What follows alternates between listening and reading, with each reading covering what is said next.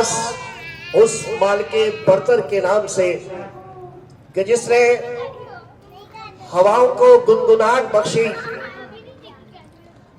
پانی کو روانی بخشی، پھولوں کو نزاکت اور کانٹوں کو سختی دی۔ وہ مالک جس نے انسان کو قوت گویائی دی اور اسے حیوان ناطق بنا دیا۔ وہ انسان جو مسجود ملائک ہے، جسے فرشتوں نے سجدہ کیا۔ وہ انسان جو افضل الخلائق ہے، جس کی تخلیق دیگر مخلوقات میں سب سے افضل انداز میں کی گئی۔ لقد خلقنا الانسان فی احسن تقویم۔ اسی انسان کو فکر، سوچ اور قوت گویائی، یہی انسان جو غلامی کی زنجیروں میں جکڑا نہیں جا سکتا، اس کے جسم کو قید کیا جا سکتا ہے لیکن اس کے افکار و نظریات پر کوئی قدغن نہیں لگائی جا سکتی۔ یہی انسان جس نے بر صغیر پاک و ہند پر کم و بیش کئی سو سال تک حکمرانی کی، اور اس کے بعد 7 سمندر پار سے برطانوی حکومت اور سامراج نے اسے مقید اور محبوس کرنے کی کوشش کی۔ تو پھر ایسی صورت میں ابتدا اور آغاز جد و جہد اور کوشش، جد و جہد اور کوشش کا آغاز ہوا۔ ایک ایسا آغاز جس نے کئی سالوں کی جد و جہد کے بعد منصب شہود پر ایک آزاد مملکت کا تصور ابھرا، اور 14 اگست 1947 کو پاکستان معرض وجود میں آیا۔ لیکن کہنے کو تو یہ چند جملے ہیں، چند ساعتیں ہیں جو بیان کی جا سکتی ہیں، لیکن اس کے پیچھے ہمارے آباء و اجداد کی ایک تاریخ ہے، تاریخ کہ جسے اگر فراموش کر دیا جائے تو سندوں کی تاریخ بھی بدل جاتی ہے، اور جو قومیں تاریخ فراموش کر دیتی ہے ان کا جغرافیہ بھی تبدیل ہو جاتا ہے۔ تاریخ اس جد و جہد کی 7 سالہ تاریخ دیکھیے جو 1940 سے 1947 پر مشتمل ہے، ورنہ اس کی جد و جہد کی تو ایک طویل تاریخ ہے۔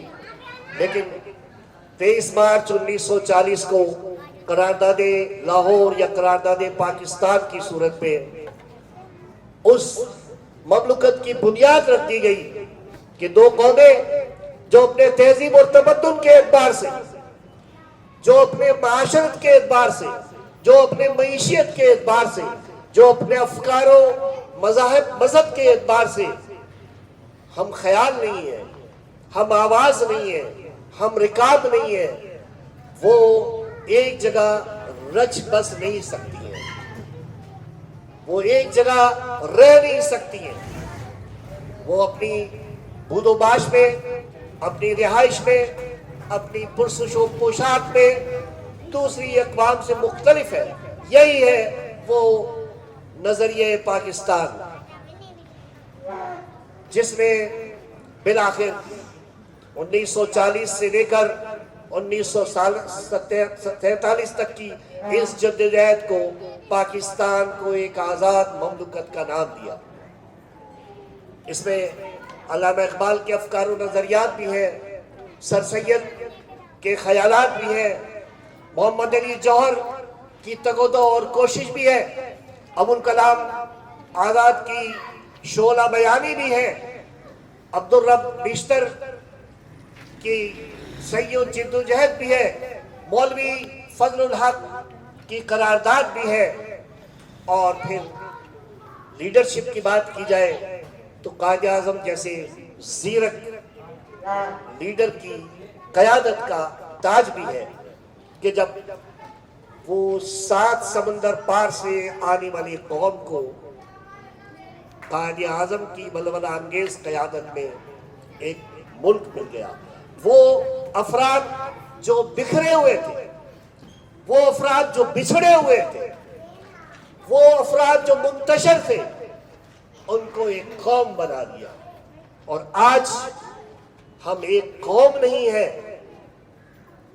قائد اعظم نے بکھرے ہوئے کو ایک قوم بنایا، ایک نظریہ دیا، ایک نصب العین دیا، مقصد حیات دیا. اور آج ہم منتشر ہیں راؤنڈ اباؤٹ کی طرح، جہاں بہت سی سڑکیں آپس میں ایک دوسرے سے علیحدہ ہوتی ہے، فیصل آباد کی گھنٹہ گھر کی طرح ہے.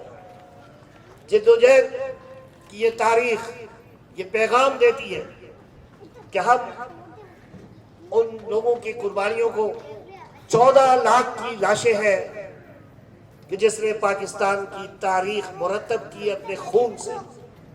70 لاکھ لوگ ہیں جو نہ صرف بے گھر ہو گئے، وہ عورتیں جن کی عصمت دری کی گئی، وہ عورتیں جن کے سہاگ مٹے، وہ جوان جنہوں نے اس کارزار حیات میں جام شہادت نوش کیا، وہ ضعیف اور وہ بوڑھے جو اپنے افراد خانہ سے بکھر گئے اور بچھڑ گئے.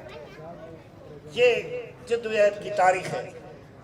یہ یوم آزادی ہمیں پیغام دیتا ہے کہ ہم نئی نسل کو یہ تاریخ کا یہ سندیسہ، تاریخ کا یہ علم منتقل کریں، تاکہ انہیں معلوم ہو کہ ہماری جدوجہد آزادی کیا تھی اور قوموں نے کس طرح جدوجہد کر کے ایک آزاد مملکت کو حاصل کیا.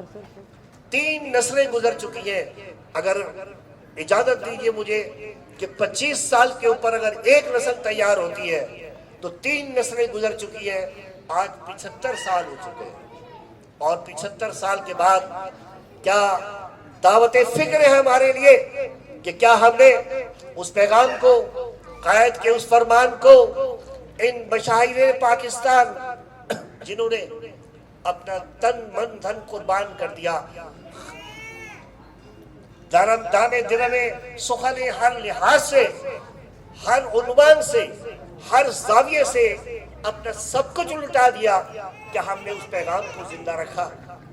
یہ دعوت فکر آج کا دن دیتا ہے کہ 14 اگست وہ دن ہے جو تجدید عہد کا دن ہے.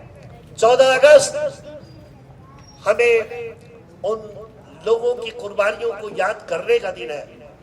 14 اگست عہد وفا کا دن ہے.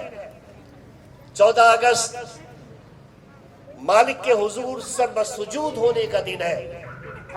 اور فطرت کا ایک فیصلہ ہے کہ وہ قومیں جو اللہ کے احکامات و ہدایات و قوانین الفرامین کو رداس کر دیتی ہیں، عہد و پیمان کو فراموش کر دیتی ہیں، وہ قومیں کرۂ ارض سے وہ مٹ جاتی ہیں. صفحہ ہستی میں ان کا کوئی نام نہیں ہوتا. مالک نے ہمیں جدوجہد کے بعد ایک آزاد مملکت دی تھی، لیکن وہ آزاد مملکت آج یہ پیغام دے رہی ہے کہ 75 سال کے بعد کیا ہم نے اس جذبے کو فروغ دیا؟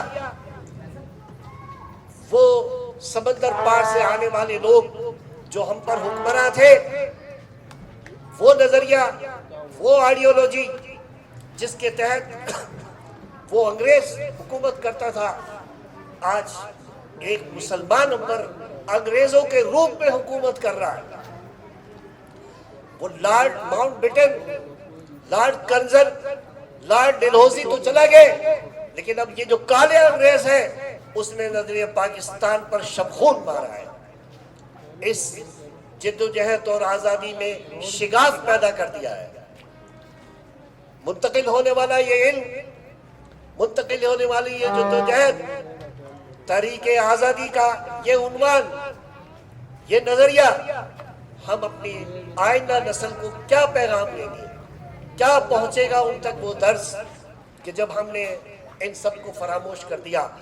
رہبر کی صورت میں قدم قدم پر رہزن نظر آتے ہیں. 75 سال میں ہماری آنکھوں میں اتنی دھول جھونکی گئی ہے کہ ہم اپنے اور پرائے، دوست اور دشمن، رہبر اور رہزن میں فرق نہیں کر پاتے. یہ جتنے 75 سال میں یہ حکمراں گزرے ہیں، میں کسی ایک کو منسوب اور معتوب نہیں کرتا، لیکن دعوت فکر ہے. یہ سوچئے، اس پر غور کیجئے کہ ہر 4-5 سال کے بعد، خواہ وہ بلدیاتی الیکشن ہو، خواہ وہ قومی کا الیکشن ہو یا صوبائی اسمبلی کے، لیکن 4-5 سال کے بعد جب ہم کسی کو منتخب کرتے ہیں تو کیا وہ اس نظریہ پاکستان کی پاسداری کرتے ہوئے وہ لوگوں کے حقوق اور اپنے فرائض کی ادائیگی میں وہ مخلص ہے؟ چلتا ہوں 2 گام ہر ایک ہمسفر کے ساتھ، چلتا ہوں 2 گام ہر ایک ہمسفر کے ساتھ، پہچانتا نہیں ہوں ابھی راہبر کو میں.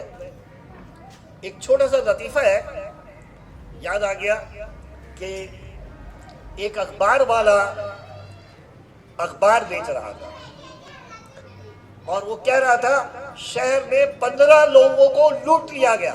تازہ خبر، بریکنگ نیوز، شہر میں 15 لوگوں کو لوٹ لیا گیا. جب وہ لوگ ان کے گرد جمع ہو گئے، وہ اخبار سائیکل پہ بیچ رہا ہے. لوگوں نے کہا یار کون سی خبر ہے یہ، 15 لوگوں کو لوٹ لیا گیا تھا، دیکھیں. لوگوں نے 2-4 نے اخبار خرید لیا اور اس کے بعد وہ پھر آگے اگلے چوک پہ پہنچ گیا. اب لوگوں نے وہ خبر ڈھونڈنی شروع کر دی کہ یہ 15 لوگ کون سے ہیں، کوئی خبر تو ڈھونڈے. کوئی خبر ہی نظر نہیں آئی. تو ان میں سے 2-3 افراد نے کیا کہ بھئی پکڑو اس کو، اخبار بیچنے والے کو، تو یہ جھوٹ کہہ رہا ہے، خبر تو کہیں ہے نہیں، 15 لوگوں کو کیسے لوٹ لیا گیا.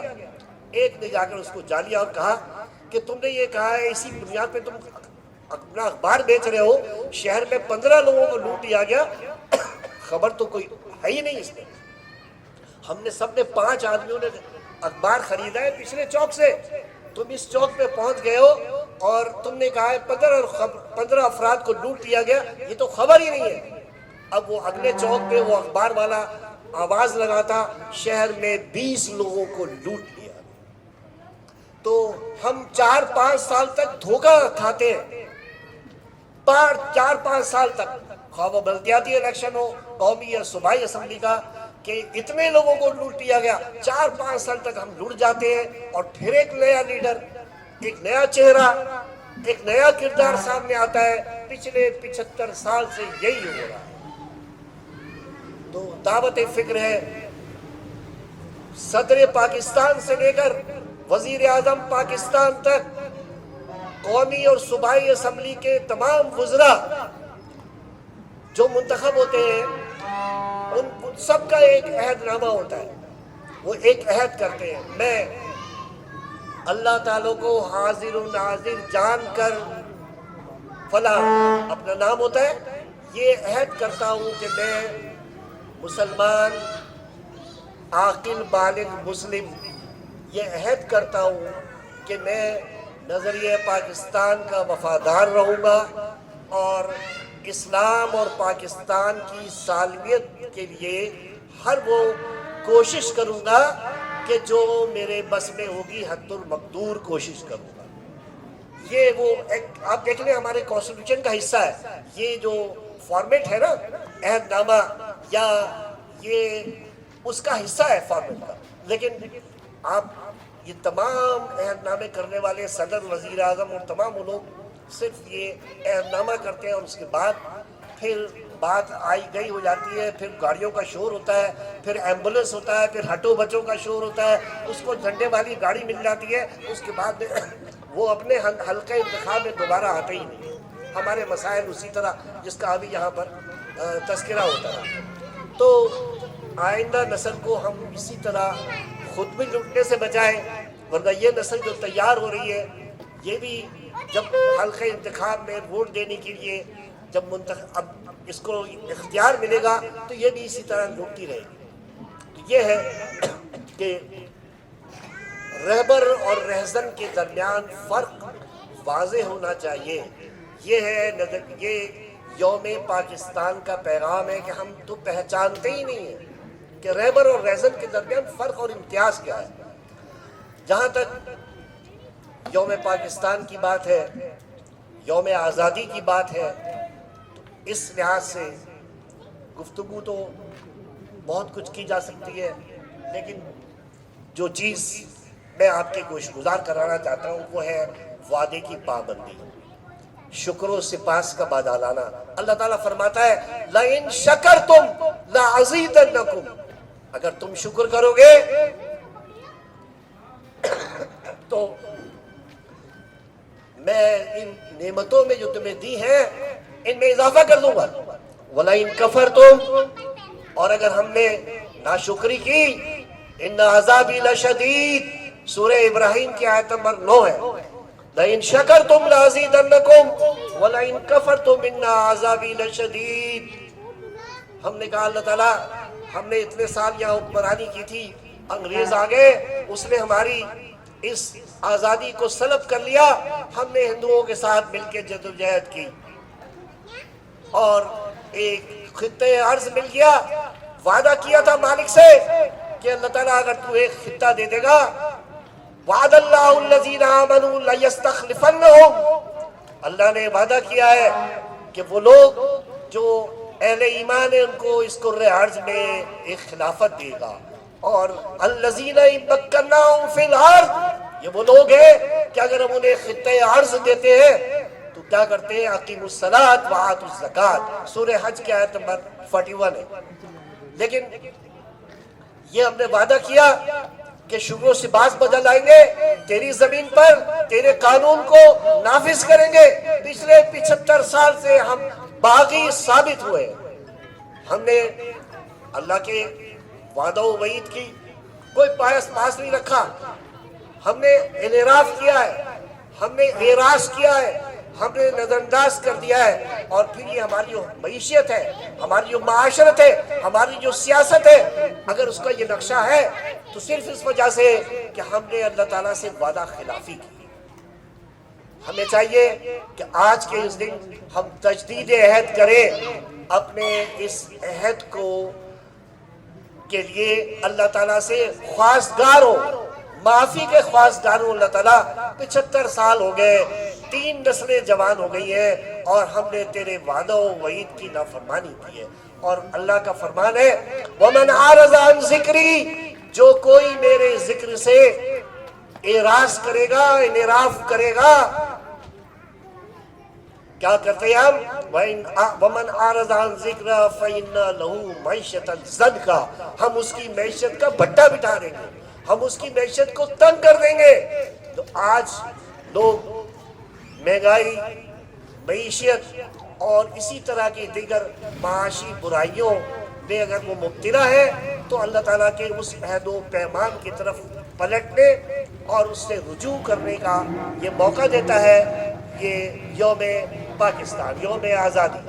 اور دوسری بات یہ ہے کہ اللہ تعالیٰ کو جو بندے کی اپنی ادا محبوب ہے، سب سے بہتر جو ادا اپنے بندے کا جو عمل محبوب ہے وہ ہے کہ اللہ تعالیٰ کے سامنے جا کر وہ شکر و سپاس بجا لائے اور اپنی معافی کا طلبگار سجدہ ریز ہو جائے، گڑ گڑا کر عجز و انکساری کے ساتھ اعتراف کرے، اقبال جرم کرے. اللہ تعالیٰ کو اپنے بندے کی یہ ادا بہت محبوب ہے. وہ جہاں بھی گیا، 75 سال تک ہم گئے اللہ کی نافرمانی کی ہے، وہ جہاں بھی گیا سودی معیشت کے اوپر رہے، غیر اسلامی قوانین کو نافذ کیا، وہ جہاں بھی گیا لوٹا تو میرے پاس آیا، بس یہی بات ہے اچھی میرے ہر جائے گی. اللہ کو وہ بندہ سے نہیں پوچھتا 75 سال تک تو نے کیا کیا، پوری قوم نے نافرمانی کی ہے، آ جاؤ اس کے در پر، آ جاؤ، سجدہ ریز ہو جاؤ، اللہ سے دستے سوال دراز کرو. اور میں پیسمسٹ اور اپنے آپٹیمسٹ جو سوچ ہے اس سے بالکل مختلف بات کر رہا ہوں کہ سب کچھ غلط ہی نہیں ہے، اعتراف کی بات ہے. اللہ کی یہاں مایوسی نہیں ہے، اعتراف کرتے ہیں اس کی بارگاہ میں جا کر، ہم قبول کرتے ہیں، تسلیم کرتے ہیں، سجدہ ریز ہوتے ہیں کہ اللہ تعالیٰ جو غلطیاں معافیاں ہیں جو ہماری، وہ اپنی ہماری گناہ ہے، اس کی تعزیرات ہیں، جو تقصیرات ہیں، لیکن تیری رحمت اور شفقت سے بڑھ کر تو گناہ نہیں ہے۔ نافرمانیاں جو ہماری ہیں وہ تیرے شفقت و مہربانی اور عفو درگزر سے بڑھ کر تو نہیں ہے۔ اس لیے آج کا یہ دن اس بات کا سبق دیتا ہے، اس بات کا میسج ہے کہ ہمیں ایک نئے عزم کے ساتھ، ایک نئی جدوجہد اور کوشش اور ایمان کے ساتھ، ان لوگوں نے تو پاکستان بنایا تھا، ہمیں اس سے مشکل کام کرنا ہے، پاکستان کو سنوارنا ہے، پاکستان کو بنانا ہے، پاکستان کی تشکیل ہو چکی ہے تو تعمیر کرنی ہے، یہ مشکل کام ہے۔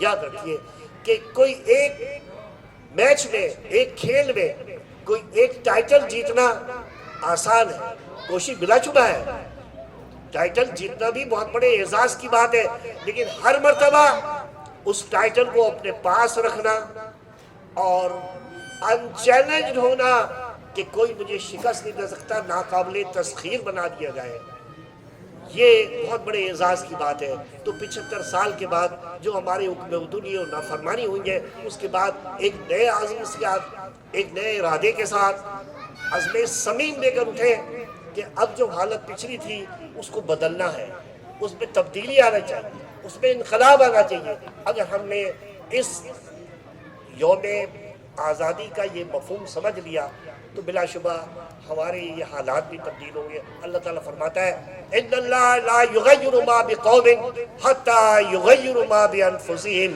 خدا نے آج تک اس قوم کی حالت نہیں بدلی، نہ ہو جس کو خیال آپ اپنی حالت کے بدلنے کا۔